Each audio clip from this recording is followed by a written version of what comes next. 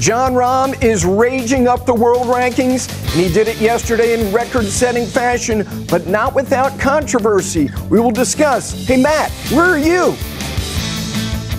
I'm in Farmington, Pennsylvania all day at Nemacolin and Woodlands Resort. I'll be joined by Mark Rolfing, two-time Super Bowl champions, an Open champion, and a guy who's worked with Pete and Alice Dye for 25 years. Paige and Amanda, what do you got?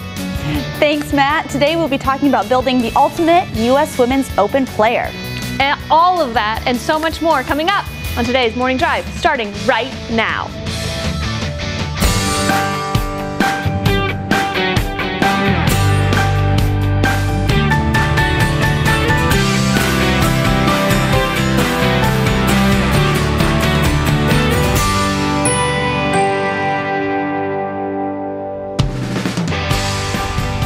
Good morning, welcome inside Studio AP. It is a Monday edition of Morning Drive. Garrett Williams, Paige McKenzie, Amanda Blumenhurst. You guys are like frickin' frack.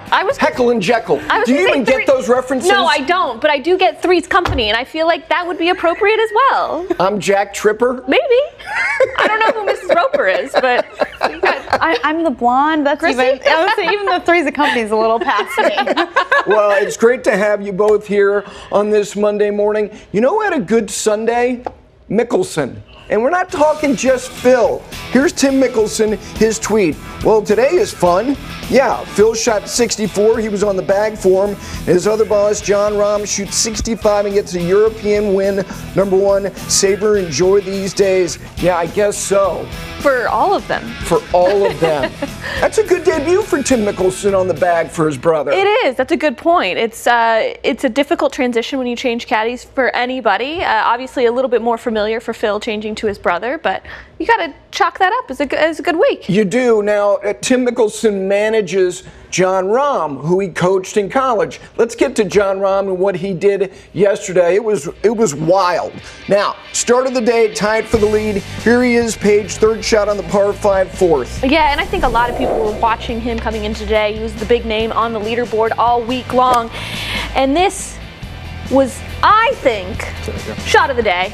Shot of the day, huh? Shot of the day. This is why. Xander Schauffele may have something to say about that shot of the day. We'll get to that a little bit later on. Gets him to 19 under, and he's up by 3 shots. He walked off the 13th tee, though, with a 5-shot lead, and a rules official, Andy McPhee, met him to have a chat about something that transpired on this 6th green. Now, Amanda, take us through what you see here with respect to Jon Rahm marking his ball. Okay, so Rahm, his ball was on Daniel M's mark. And what he does is he moves it to the side. But when he goes back to replace it, it appears that he actually marks it in the wrong spot. He doesn't put it to the side, he puts it in front of his mark. Right. That's dubious, to say the least. So he has the conversation. He's relieved to know that he's not going to be penalized. You can see that by the expression on his face. Moved to the par 5, 14th, putting for eagle from 45 feet. And I feel like might be a little deja vu, because when Jon Rahm won at Torrey Pines, he had 2 eagles on the incoming 9. This is for the 2nd eagle of the day. Starting to feel good about this. He's pumped up. Should be. He's 25 under par and leads by 7 shots. So we get to 18. He missed the short par putt, taps in for bogey, he misses that, lips out, doesn't matter. 24 under, Amanda. Remarkable performance. Pretty amazing. And to transition from being a phenomenal amateur golfer to then transition into a phenomenal professional golfer takes an incredible amount of skill and definitely mental strength as well, because that's a tough transition. For sure. You consider this first career European Tour win, sets a tournament scoring record. They're on a rota, so it's not at the same golf course every day. Fourth Spanish player to win. Consider Olazabal, Ballesteros, Garcia. Nice company. He is now 8th in the official World Golf Rankings, but there was controversy. Here is what he had to say in his explanation of what transpired on the 6th green. So Daniel putted it and ended up about 1.5 feet right of the hole, and I hit my putt and ended up in the same spot his ball ended up. So his marker was right behind it. Had I marked it on, would have been right on top of his marker. So I put it, knowingly I put it on the side. which is kind of unconventional, but you know, the situation called for it, and it was raining, so we kind of did it fast. I moved the mark, put it back, and you know, to my eyes, I put the ball back exactly where it was. You know, I did not know I might have moved it. He was great in his performance with respect to winning this golf tournament. His eyes deceived him. What transpired there? I used the word dubious. He broke a rule. I believe so as well. And I think the onus of this infraction is on the rules official. The rules official approached Jon Rahm. He gave his interpretation, but I think for most people that watch this, they would agree that the ball was not replaced in the same place that he had put it. They used the decision that was put into place in April that allows for reasonable judgment of the player. They can ask the player what happened. They can ask the playing competitors in the group what happened. And they chose to take that as the interpretation of what was going on instead of what the official saw as their own interpretation. Amanda, was he in breach? He was. This is what's so unique about golf, however, is that it is on the player. It is now what is your honest call, your honest feel for how he plays. And he says that in his mind, he didn't break a rule, that he just moved it back. It was raining, and that he moved quickly. And that's what is unique about golf, is that he wanted to. You can take the player's word for it, and that was Jon's word. And that was the new decision. Is they're using this quote reasonable judgment. And I had a problem with it when they announced it in April. I said this is going to create more murky waters. There needs to be an official that actually officiates in situations like this. Yeah, the rule is 34-3/10, and Andy McPhee's explanation to me was it made no sense. He said he marked it at 12 o'clock or at 10 o'clock and put it back at 12. He marked it at 3 o'clock. It was weird. The fact is, he was great. He won the golf tournament. For more, let's send it down to one of the best instructors in the game to look closer at Jon Rahm. That is Travis Fulton. Good morning. All right, good morning, Gary. Hi, everyone out there. Yeah, Jon Rahm, what a ball-striking machine. Incredible performance there on the European Tour. I get a lot of questions about Jon Rahm. It's a short swing. A lot of you at home have a short swing. And what are some of the things that we can learn from Jon and that are important for you if you have a short swing, say, versus a long swing? So here we go. We're going to take a look at Jon Rahm here. The first thing is how he prepares the club face or the lead wrist position. Watch this. We're going to put this in motion here. And as we take it halfway back, I want you to pay close attention here to the angle of this face. We're going to stop it right there. Now, here comes this arrow. Watch this angle here of the face. The toe is pointing in. A lot of you get the toe pointing up. I don't like that for short swings. I like the toe pointing down, that left wrist already starting to flatten out. Now, from there as he goes to the top, you're going to see the club point left at the target line, of course, with the bowed left wrist. When you get the toe pointing down like this at the halfway spot and you get up to here, that left wrist can really flatten out and the club can point to the left. Now, this is a slightly laid off position. I'm going to bring a plane line in here through the butt of the club. And that's how you can determine if you're on plane. That red line, you can see how it's to the left of it.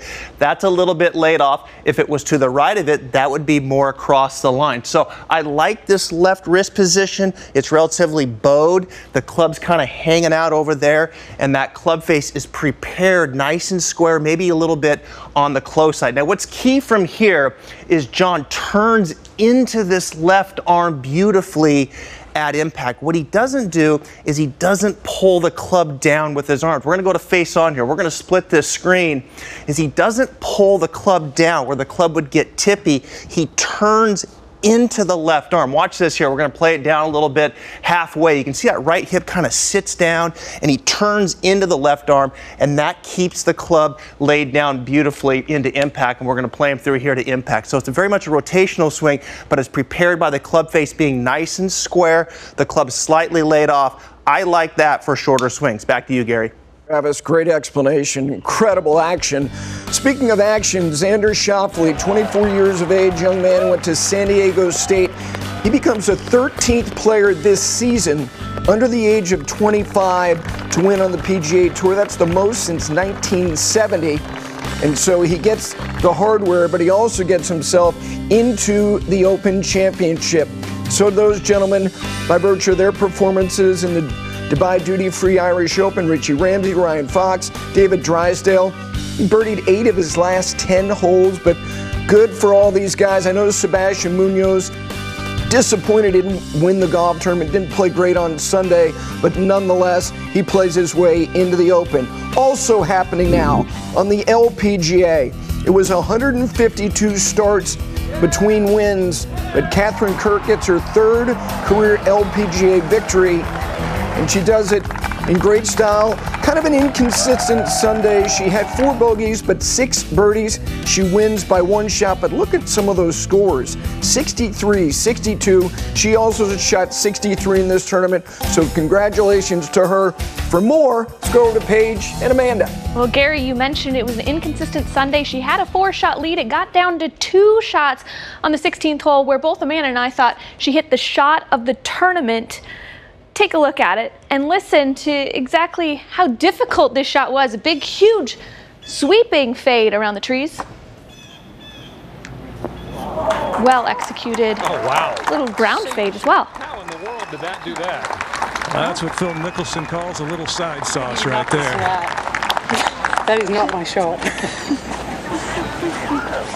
That is not her shot, Amanda. So what exactly do you think she meant by "that's not my shot"? So Catherine, we knew her as Catherine Hall. Now Catherine Kirk, she hits a draw. So that's what that means, is that she says it's not my shot. She hits a draw. So this is what so impressed me with the shot, is that she kind of struggled a little bit this day. I mean, not like she blew up the golf course, but the scores were so low. So she was having to be very mentally tough. And she gets to the 16th hole, and she's now blocked out by the trees.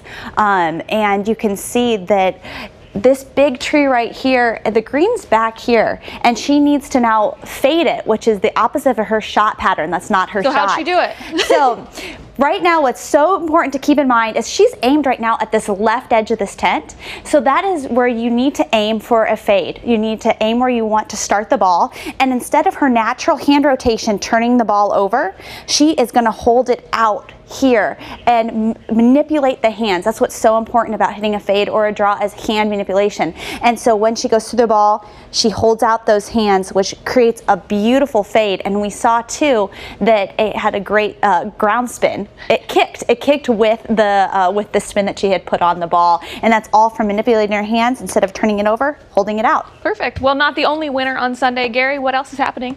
What else is happening? How about the Shepherd's Rock Celebrity Pro-Am? This is Steelers country, Penguins country, Pirates country, outside of Pittsburgh, Pennsylvania, glorious spot. And who doesn't want to start their morning with an M&M? Yes, Matt Ginella, Mark Rolfing. Good morning, gentlemen. Well, we're no Diane Damon, Gary, but we're going to do our best here. Mark, always a pleasure to be with you. For both of us, we kind of got our first impressions of this resort the last couple of days. What were your thoughts? This, Matt, was my first trip to Nemacolin, and as you know, I've been pretty much everywhere in the world of golf in America. This one caught me off guard. I got to tell you, I was really surprised. It is an amazing place.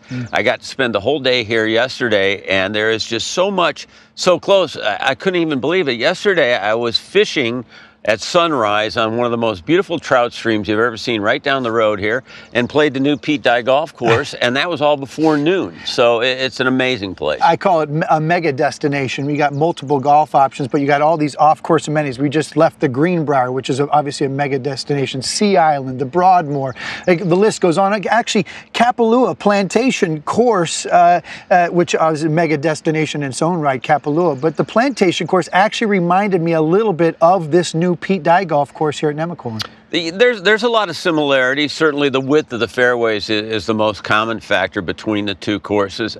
Roll? Yeah, the roll, you got to use the ground out here. This is probably the most fun Pete Dye golf course that I've ever played. Pete Dye isn't typically known for creating a lot of fun situations, but this one is not diabolical. So why did it turn out like that? I think a lot of it was because of the owners, Maggie and Joe Hardy, and certainly the co-architect Tim Liddy had a lot of influence, and Mike Jones, the director of golf and recreation. They all wanted to create a fun situation, and what you have here are wide fairways, and you also have most of the trouble on one side of the hole. That's not typical of Pete Dye. Typically, he will trick you into looking on one side of the hole and saying, that's not very good. And then he'll force you to go the other direction, and there's actually more trouble over there. That's not the case at Shepherd's Rock. Most of the trouble is on one side of the holes. The more we can talk about fun and golf, the better golf is, as far as I'm concerned. Absolutely. You mentioned Joe and Maggie Hardy here, the owners. Talk a little bit about the history here at Nemacolin. You know, 84 Lumber has been such a friend of golf, and Joe Hardy in particular, for so many years.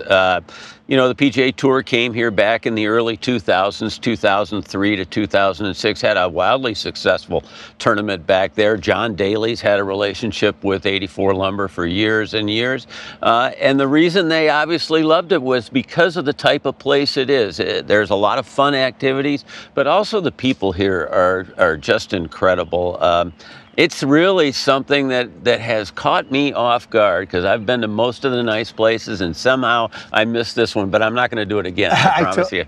For years, I've been talking about, people have been telling you got to get to Nemacolin, you got to get to Nemacolin. Like you, I can see now what they were talking about. You were also talking about how on this particular Pete Dye golf course, you're not afraid to get up and hit driver. I hit driver on the 18th hole yesterday, playing with a guy named Big Ben Roethlisberger. He hit it by me 77 yards. He joins us coming up a little later in the show. Bailey, for now, back to you.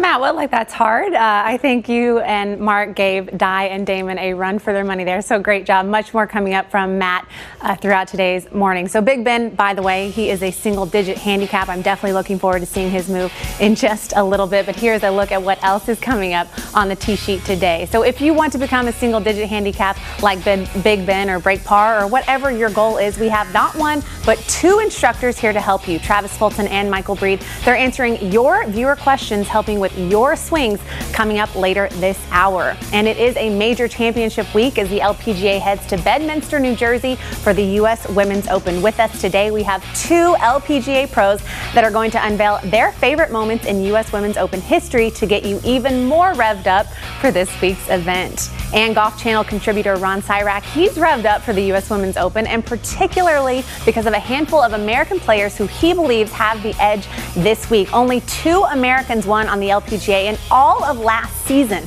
So why are they playing better this year? Well, stay tuned to find out.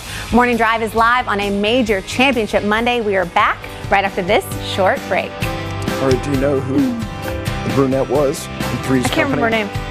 It was Chrissy.